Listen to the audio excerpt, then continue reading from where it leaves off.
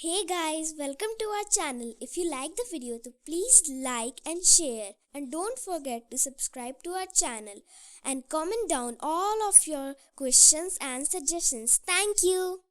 नमस्कार दोस्तों, स्वागत है आपका अपने चैनल परिचय में। दोस्तों, कई बार कुछ घटनाएं ऐसी होती हैं जिनका एक देश के ऊपर बहुत ज्यादा प्रभाव पड़ता है और जब उसका अंत बहुत अच्छा होता है तो कई बार हम उसकी शुरुआत के बारे में नहीं जानते।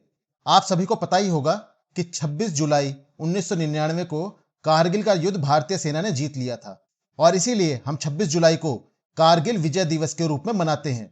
यह युद्ध लगभग 2 महीने से ऊपर समय तक चला और इसमें भारतीय सेना ने अंत में विजय हासिल की। लेकिन क्या आप लोगों को यह पता है कि इस युद्ध की शुरुआत आज ही के दिन यानी कि 3 मई को हुई थी? बहुत से लोग शायद यह नहीं जानते होंगे क्योंकि आधिकारिक तौर पर किसी भी तरीके की गोलाबारी शुरू नहीं हुई थी 3 मई को। लेकिन फिर भी क्यों मैं ऐसा कह रहा हूं कि इस युद्ध की शुरुआत आज ही के दिन यानी कि 3 मई को हुई थी, तो इसके लिए मैं आपको थोड़ा सा बैकग्राउंड में लेके जाना चाहूंगा और बताना चाहूंगा कि आखिर कारगिल युद्ध था क्या। हालांकि आप सभी को यह पता होगा पर फिर भी जानते हैं इसके बारे में। दोस्तों, हमारे देश में एक कहावत बहुत ज्यादा प्रसिद्ध है कि आप चाहे सांप को कितना भी दूध पिला लो, अंत में उसने डसना ही है। तो समझिए, यहां मैं सांप की तुलना पाकिस्तान के साथ कर रहा हूं और चाहे भारत पाकिस्तान को कितना भी प्यार से समझाए या कितना भी विश्वास करे, अंत में उसे एक सांप की तरह भारत को वापस डसना ही है। शिमला समझौते के तहत भारत और पाकिस्तान के बीच 1972 में एग्रीमेंट हुआ था और यह एग्रीमेंट कब हुआ था दोस्तों? जब भारतीय सेना ने पाकिस्तान को धूल चटा दी थी और बांग्लादेश को पाकिस्तान से तोड़कर आजाद कर दिया था। इसी के बाद 1972 में एक शिमला समझौता हुआ था जिसके तहत यह तय हुआ था कि सर्दियों के मौसम में दोनों सेनाएं एलओसी पर पीछे हटा ली जाएंगी। और देखिए दोस्तों, अब मैं आपको समझाता हूं कि क्यों मैंने पाकिस्तान की तुलना सांप से की थी। आज से लगभग 23 साल पहले कारगिल की पहाड़ियों पर भारत और पाकिस्तान के बीच जंग हुई थी। इस जंग की शुरुआत तब हुई थी जब पाकिस्तानी सैनिकों ने कारगिल की ऊंची पहाड़ियों पर घुसपैठ करके अपने ठिकाने बना लिए थे। भारतीय सेना को इसकी भनक तक नहीं लगी थी, लेकिन जब भारतीय जवानों को पता चला तो उन्होंने पाकिस्तानी सेना के जवानों को खदेड़ दिया और कारगिल की चोटियों पर फिर से तिरंगा लहरा दिया। कारगिल युद्ध की शुरुआत मई में हुई थी और इसके लिए भारतीय सेना ने ऑपरेशन विजय चलाया था।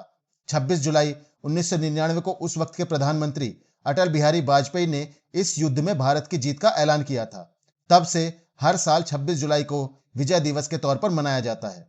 हालांकि भारत को तो पाकिस्तान की इस हरकत के बारे में 3 मई को पता चला, लेकिन इसकी तैयारी दुश्मन ने कई महीनों पहले से शुरू कर दी थी। पाकिस्तानी सेना के एक ब्रिगेडियर को कारगिल सेक्टर की रेकी करने के लिए भेजा गया था और उसी की रिपोर्ट के आधार पर इस पूरे प्लान को अंजाम दिया गया। जनवरी 1999 में पाकिस्तान के स्कर्दू और गिलगिट में तैनात फ्रंटियर डिवीजन के जवानों की छुट्टियां रद्द कर दी गई थी। पाकिस्तान के ये हिस्से भी ऊंची पहाड़ियों वाले थे। सर्दियों में ये लोग भी अपनी चौकियां छोड़कर छुट्टी मनाने लौट जाते थे। शुरुआत में 200 जवानों को सिविल ड्रेस में भारतीय सेना में भेजा गया, लेकिन जब पता चला कि यहां भारतीय सेना का कोई जवान ही नहीं है तो पाकिस्तान ने और जवानों को बुला लिया। सर्दियां खत्म होते होते 200 से 300 वर्ग किलोमीटर का हिस्सा पाकिस्तान ने कब्जा लिया। मई 1999 तक भारत को पाकिस्तानी घुसपैठियों की इस हरकत के बारे में पता ही नहीं चल सका। फिर एक दिन यानी कि 3 मई 1999 को जब कुछ चरवाहे वहां पहुंचे तो उन्होंने देखा कि कुछ हथियारबंद लोग भारतीय चौकियों पर कब्जा करने के लिए आए हुए हैं। उन्होंने वापस आकर यह पूरी बात भारतीय सेना को बता दी। इसके एक दिन बाद इसी सूचना के आधार पर उस जगह पेट्रोलिंग करने गए हमारे सैनिकों को 5 मई के दिन पाकिस्तानी सेना ने पकड़ लिया और उनमें से 5 की हत्या कर दी गई। वहीं 9 मई को पाकिस्तानियों की गोलाबारी से भारतीय सेना का कारगिल में मौजूद गोला बारूद का स्टोर नष्ट हो गया। कारगिल युद्ध भारतीय सेना के शौर्य की पहचान है और जैसा कि मैंने आपको वीडियो की शुरुआत में बताया कि हर 26 जुलाई को हम कारगिल विजय दिवस के रूप में मनाते हैं, तो मैं इस वीडियो को 2 पार्ट्स में कवर करूंगा। एक तो आज का हिस्सा जिसके अंदर मैं आपको बताऊंगा कि किस तरीके से इस युद्ध की शुरुआत हुई और इसका बैकग्राउंड क्या था। वहीं जब मैं 26 जुलाई को दूसरा वीडियो बनाऊंगा तब मैं आपको बताऊंगा कि आखिर युद्ध हुआ कैसे और भारत माता के किन साहसी सपूतों ने हमारी सुरक्षा के लिए अपने जीवन का बलिदान दे दिया। तो दोस्तों, अब थोड़ा सा जानते हैं इसके बैकग्राउंड के बारे में कि आखिर क्यों कारगिल युद्ध हुआ। दोस्तों, आप सभी जानते हैं कि पाकिस्तान से भारत के 4 युद्ध हुए हैं और उन चारों ही युद्धों के अंदर पाकिस्तान को करारी शिकस्त का सामना करना पड़ा है। लेकिन फिर भी गली के उस छोटे से गुंडे की तरह जो कि हर बार मार खाने के बाद वापस गालियां देने पर उतर आता है। पाकिस्तान ने फिर से कश्मीर के ऊपर कब्जा करने के लिए कारगिल की घटना को अंजाम दिया।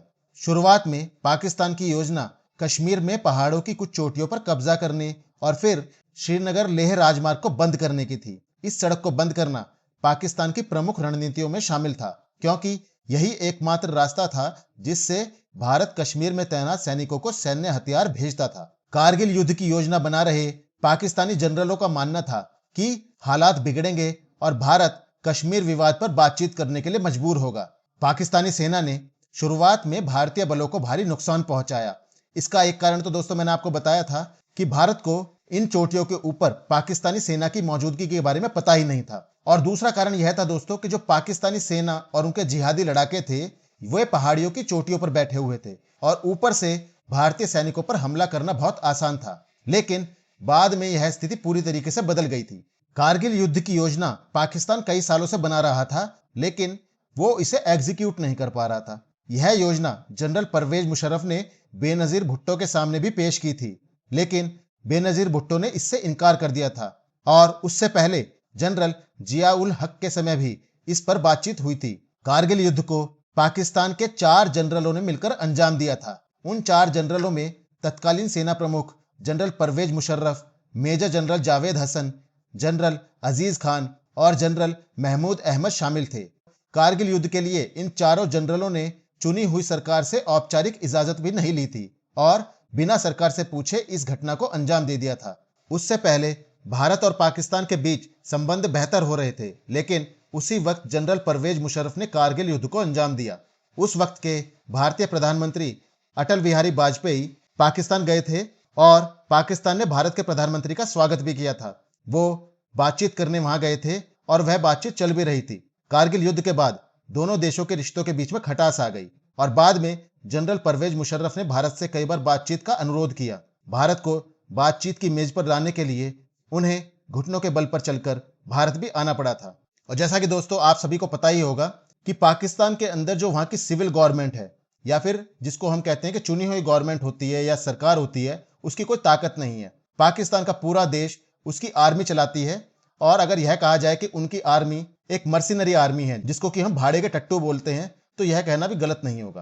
पहले उन्होंने कोल्ड वॉर के दौरान अमेरिका से पैसे खाकर रशिया के विरुद्ध अफगानिस्तान में लड़ाई करी और बाद में उन्होंने फिर से अमेरिका से पैसा लेकर अफगानिस्तान के अंदर अमेरिका से ही लड़ाई करी। तो पाकिस्तान का इतिहास कायरतापूर्ण ही रहा है। उनकी आर्मी एक बिजनेस एंटरप्राइजेस है और इस आर्मी का काम है आटा बनाना, चीनी बनानी, टीवी सीरियल्स बनाने और पाकिस्तान की आर्मी आइटम सॉन्ग्स तक प्रोड्यूस करती है। तो इससे आप अंदाजा लगा सकते हैं कि उनकी आर्मी कितनी बहादुर है। अगर उनकी आर्मी बहादुर होती तो 4 जंगों में से एक ना एक जंग तो उन्होंने जीती ही होती। अब आप लोग सोच रहे होंगे कि आखिर इतनी बड़ी आर्मी रखने के बाद भी यह लोग आतंकवाद का सहारा क्यों लेते हैं। तो देखिए दोस्तों, एक बात मैं आपको बताना चाहता हूं कि 4 जंग लड़ने के बाद पाकिस्तान समझ चुका है कि वो भारत के सामने ताकत के मामले में कहीं भी टिकता नहीं है। इसीलिए जब उनकी हिम्मत सामने से लड़ने की नहीं है तो वो पीछे से हमला करने में विश्वास करते हैं और उन्हें जब भी मौका मिलता है तो वो सांप की तरह उस हाथ को डसने से भी बाज नहीं आते जो कि उन्हें दूध पिला रहा होता है।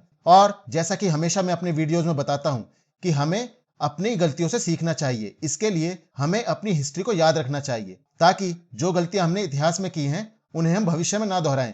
पर आपको यह जानकर आश्चर्य ही होगा कि पाकिस्तान के अंदर गलत हिस्ट्री पढ़ाई जाती है। वहां ऐसा बताया जाता है कि चारों युद्धों के अंदर पाकिस्तान की जीत हुई है। ऐसा वो लोग अपनी जनता को गुमराह करने के लिए करते हैं ताकि आर्मी उनका शोषण करती रहे और वो लोग आह भी ना करें। और यही वह प्रमुख कारण है जिसकी वजह से आज पाकिस्तान की हालत यह है कि उसकी आर्थिक स्थिति दिन पे दिन खराब होती जा रही है। सेना ने भ्रष्टाचार कर करके सारे संसाधनों के ऊपर अपना हक जमा रखा है और वहां की जनता को खाने के लिए कुछ नहीं मिलता। शिक्षा का बजट 0 है और हथियारों के ऊपर ही आमतौर पर पूरा बजट खर्च कर दिया जाता है और जो पैसा बचता है वो उधार और सूद चुकाने में निकल जाता है। तो ऐसे में जनता के वेलफेयर के ऊपर कुछ भी पैसा खर्च नहीं हो पा रहा है और पाकिस्तान भीख का कटोरा लेकर एक देश से दूसरे देश घूमता रहता है। तो दोस्तों, आज के वीडियो में मैंने आपको कारगिल युद्ध का एक बैकग्राउंड समझाने की कोशिश की थी और जैसा कि मैंने आपसे कहा कि इसका अगला पार्ट मैं 26 जुलाई को बनाऊंगा जिसके अंदर मैं आपको इस युद्ध के बारे में और सारी जानकारियां दूंगा कि कैसे कैसे यह युद्ध हुआ और किस तरह से भारतीय सेना ने जीत हासिल करी। वहीं इस इतिहास की घटना से हमें यह सीखने की जरूरत है कि हम कभी भी पाकिस्तान जैसे देश के ऊपर भरोसा नहीं कर सकते और हमें उसे सांप की तरह ही मानना होगा। और हमें यह सोचकर चलना पड़ेगा कि अगर हम इस सांप को दूध पिलाते हैं तो अंत में चलकर यह हमें ही काटेगा। आजकल की जो भारतीय सरकार है वो हालांकि पाकिस्तान के किसी भी बहकावे में नहीं आती है और पाकिस्तान को देश का और नुकसान करने की इजाजत भी नहीं दे रही है, लेकिन फिर भी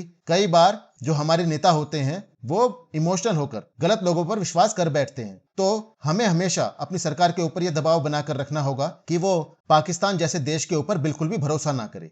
तो दोस्तों, यह था मेरा आज का वीडियो 3 मई की उस घटना के बारे में जब कुछ जानवर चराने वाले लोगों ने भारतीय सेना को पाकिस्तानी सेना की मौजूदगी की खबर दी और इसी घटना की वजह से आगे चलकर कारगिल का एक युद्ध हुआ जिसमें भारतीय सेना ने जीत हासिल करी। उम्मीद करता हूं कि आपको मेरा यह वीडियो पसंद आएगा। अगर आपको मेरा कंटेंट पसंद आ रहा है तो प्लीज लाइक, शेयर और सब्सक्राइब करना ना भूलें।